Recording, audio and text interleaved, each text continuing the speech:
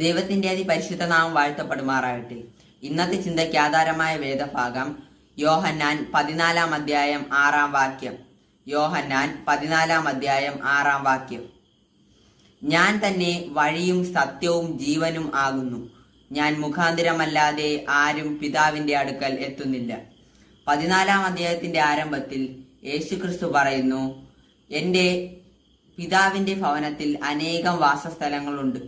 ഞാൻ നിങ്ങൾക്ക് സ്ഥലം ഒരുക്കുവാൻ പോകുന്നു. ഞാൻ പോയി സ്ഥലം ഒരുക്കിയാൽ ഞാൻ ഇരിക്കുന്നിടത്ത് നിങ്ങളും ഇരിക്കേണ്ടതിന് പിന്നെയും വന്ന് നിങ്ങളെ എൻ്റെ അടുക്കൽ ചേർത്തുകൊള്ളും. ഒരു ക്രിസ്ത്യാനിയുടെ പരമപ്രധാനമായ ലക്ഷ്യമാണ് സ്വർഗരാജ്യത്തിൽ കടക്കുക എന്നത്. നമ്മുടെ കർത്താവായ യേശുക്രിസ്തു ഇരിക്കുന്നതും സ്വർഗത്തിലാണ്. നാം എത്തിച്ചേരേണ്ടതും ആ പിതാവിന്റെ സന്നിധിയിലാണ്. ഇതിനായി നാം വിശുദ്ധ ജീവിതം നയിക്കേണ്ടത് അത്യാവശ്യമാണ്.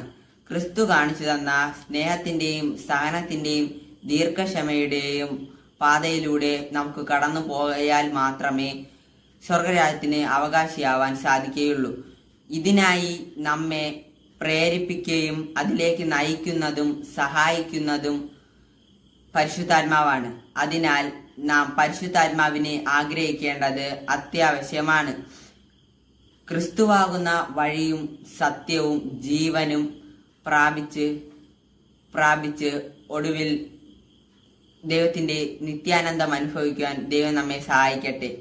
ദുഷ്ടതകളും അനീതികളും വേദനകളും പെരുകുന്ന ഈ ലോകത്തിൽ ക്രിസ്തുവിനോട് കൂടെ ജീവിപ്പാൻ ദൈവം നമ്മെ ഏവരെയും സഹായിക്കട്ടെ.